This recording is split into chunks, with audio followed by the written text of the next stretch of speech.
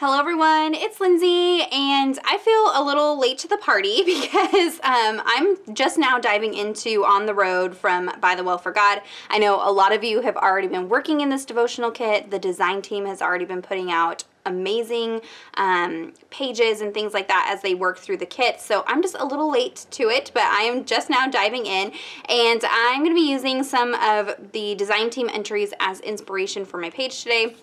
I'm sure it's, you know, a lot of the same imagery that you've already seen out there, so sorry about that. I'm just a little late to the party. So I am starting on day 1, and this devotional we are looking at the Romans road to salvation. We are starting out in Acts and looking at Paul and his journey to Damascus when he, along the way, gives his life over to Christ and becomes a believer, and just this transformation that he undergoes during that time. And so I'm going to be journaling here in Acts chapter 9 alongside that story there. And one of the prompts here says to reflect on your own path to faith. And everybody has got their own story, their own journey of how they became followers of Christ.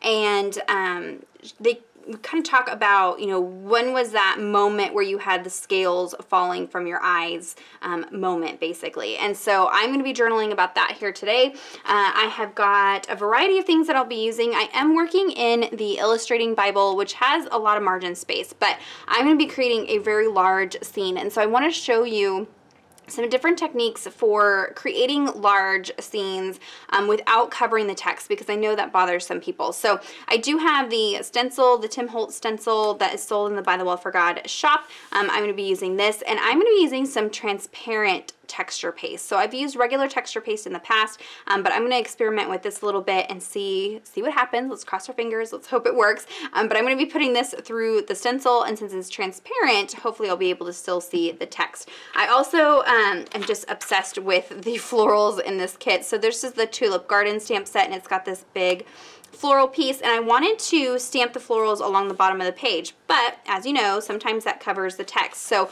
I'm going to go ahead and do some stamping on vellum and kind of create a piece that way, and I think that will work just fine. I also pulled out Free Indeed, and I'm going to use this girl right here. There are die cuts in the kit, so if you didn't get the extra stamp set, there are options within the kit that you can use also. So I have a variety of things all spread out. I kind of have an idea of what I'm going to do, and we're just going to kind of go with it and see how this evolves. So let me go ahead and put you on fast forward, and we will put this entry together. All right, so let's get started with the road here. So I'm just pulling out the girl to kind of get an idea of where I want the road to be laid out. And I do want to mask off an area to stencil in. So I'm just using some washi tape, and I'm just rubbing it on my arm to make sure that it's not as sticky, because I don't want to tear my page. I do end up tearing my page a little bit, but that's okay. It's not a big deal. But if you're worried about tearing it, you could also use cardstock and kind of like cut off a wavy edge and use the cardstock to mask off an area for your road. So whatever works better for you. I probably should have done the cardstock. That may have been a little bit better, but that's okay. This is what I'm doing. So I'm just using a bunch of washi and kind of creating a little swooped area for the road. Now we're going to pretend like perspective is not something that we need to worry about, because it was not a very accurate scene, I guess, but that's okay. It got the job done, did what I wanted it to do, and it all worked out. So I am kind of making it narrow up at the top, kind of like as if it's going out into the distance, and you can see it is kind of covering the text, but that is okay. And then off to the side here, I have some Ranger transparent, what's it called? Texture paste. Ranger texture paste that's transparent, and then some Distress Oxide ink in pumice stone. Now, as I'm working with this texture paste, it is very different than regular white texture paste.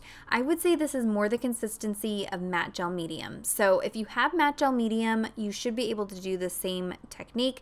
Matte gel medium might just be a little more liquidy, but it's pretty close. So I'm just mixing that texture paste into the Distress Oxide ink to give it that gray tint.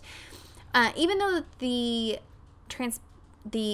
oh my gosh, the texture paste is transparent, you still want to be mindful of what you color it with, because if you colored it with something super dark like black, then it's going to cover up the text and you're not going to be able to see the text. So that's why I went with this light, warm gray color. And at this point, it doesn't look like much, but we're gonna dress it up here in a second. So I've laid my stencil down over where my road's gonna go, and I'm making sure that I hold it down with my fingers and hold it tight to the page. Because this transparent texture paste is a little bit more liquidy, I wanna be sure that it doesn't run underneath the stencil. And you can see I'm trying to be careful not to overwork the product over the stencil, because that would also give me bleed through. Now I'll link a Tip Tuesday down below about using stencils. There are so many different ways that you could do this. If you don't have texture paste, don't want to mess with that, you could use just the Distress ink, you could use gelatos, you can use watercolors. So check out that video to see some different ways to put color through a stencil. But I wanted the texture of the stones, I wanted that to be raised, and if you felt the page, it would have this bumpy raised texture to it. So that's why I chose to do it this route. Now I didn't have quite enough, which can be a little bit tricky to get the right color, but I just blended some of the new mixture over the top of what I had already done, and that just kind of blended together nicely. And rocks aren't all the same color, so that worked out just fine. So I set that aside and let it dry. I did make sure to pull up the washi tape while the paste was wet, and then set my Bible aside to dry. You can also use a heat tool. It doesn't take very long to dry at all. So at this point, I like it, but I feel like it needs a little bit more color to it. So I've pulled out a brown Distress Oxide ink. I think that this is brushed corduroy. I'm not quite sure, but I'm picking it up with a makeup brush, and then I'm just lightly dusting that color over the road, and then I'm also letting it kind of bleed off into the edges like it's dirt, because at this point we're building up the scene. So this page overall took a very long time. I want to say I probably worked on this page for about an hour. I know that that's not feasible for everybody. Some pages I do really quick, and some I take a very long time to do, and it just kind of depends. And this was one of those ones where I really wanted to sit and just meditate on the scripture and my faith path, my journey to faith.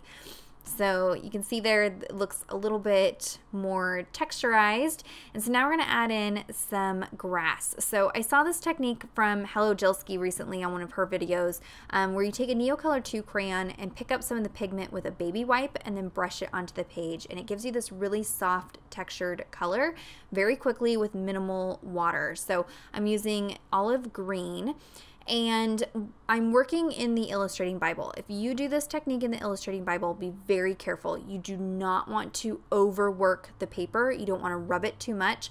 I know it looks like I'm rubbing it quite a bit, but I'm actually barely touching the Bible page. If you rub it too much with a baby wipe, this page is going to disintegrate. It's just the nature of this type of paper, so you do want to be kind of careful. But that just gives me a little bit of grass in my scene. And I'm going to set that aside, and we're going to work on the focal images. So I have this girl stamp, and I will have all of the stamps, all the products linked in the description box down below. I say that every video at least 3 times, and I still get questions about where products are. You guys, they're in the description box down below for you guys, so it's super easy. So I stamped the girl, and then I'll color in just a minute, but I wanted to work on this vellum piece. So I pulled out my stamp positioning tool.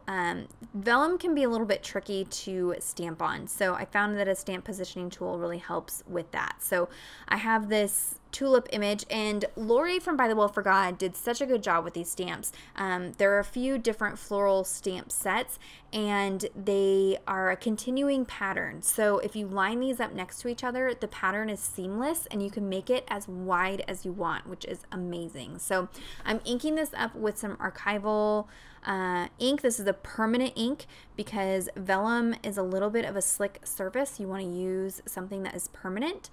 And you can see here's the benefit of having a stamp positioning tool. If you don't get a good impression, you can go in and stamp it multiple times and it'll be in the exact same spot. Now, you don't have to have a stamp positioning tool, but I knew that I was going to want to line up several of these images, and it would just be easier to do it in this tool. So that's why I'm doing that. I'm going to flip the vellum around, reposition the stamp, and so I can create this kind of continuing pattern here. And you want to make sure that you're careful when stamping on vellum, that you don't smear it. So you want to make sure you dry it, don't touch it till it's dry. It can just be a little bit finicky. You can do the same technique on paper or cardstock or something like that. I just wanted the delicate feel of the vellum and that transparent look to it. That's why I chose the vellum. So you can see I'm inking it up several times just to make sure that I get the impression pretty good. It's not perfect, but that's okay. It'll kind of be hidden once I color everything in. So I went ahead and stamped it twice, and that just about covers all the way across the Illustrating Bible. So I pulled out a bunch of Faber-Castell big brush markers. I have color swatches over on my blog post for the unboxing of this kit. I will link that down below to show you which colors I pulled to match the kit. And this is just the quickest, easiest way to color in these images. They are fairly intricate. There's a lot going on, and so I wanted it to go pretty fast, so I'm just coloring it in with these markers. They also are a little bit drier than, say, like watercolor or something like that, so my vellum isn't going to warp. And initially I just went in with a solid color, and then I didn't quite like how that looked, so off camera I came back in with some varying colors to add some shading. So I went ahead and colored everything in. I didn't want to make you guys have to sit and watch me color everything. So I colored it, fussy cut everything out. I also went ahead and stamped some of the butterflies onto the vellum and colored those in as well. And then that little girl is on cardstock, and I colored her in with the markers as well. So once I laid everything on there, I realized my road is kind of disappearing in my grass. So I pulled out some ground espresso distress oxide ink, and I'm just going back over the top of that just to kind of deepen that up so that it stands out a little bit more. And so everything is starting to kind of come together here. Slowly but surely. You could definitely skip some steps. Like instead of going in with that medium brown color, you could just skip and go straight to the darker brown. And now you can really see all of that texture kind of popping out. So to adhere this tulip piece, I'm using some 1/8 inch score tape. And that way it is just at the very, very bottom of this piece, and then I'm going to adhere it to my page. So it kind of creates like a flip up piece. So you can flip this down to where you can still see the text, no problem. I can read everything, but it also just adds some texture and some dimension to this scene. So you can see when I tuck her in, it really just gives it this three-dimensional look, which I really, really love. And I could have added a few more flowers on the left-hand side, but it's okay. It'll all come together and be okay. I did just use some regular tape adhesive to adhere the girl down. And then for the butterflies, I'm only applying the adhesive where their bodies are. That way I can kind of curl up their wings and give them some dimension as well. So it kind of looks like they're flying off the page. So this page or this entry has so much texture and so much dimension. It's neat. It's just a lot of fun to just kind of sit and take it all in. I love how everything kind of pops off the page. And because I worked with vellum, it's not really adding that much bulk to the Bible page. So if you're working in just a traditional journaling Bible, you don't have to worry about it being too bulky with these techniques here. Now I can go in and add my title.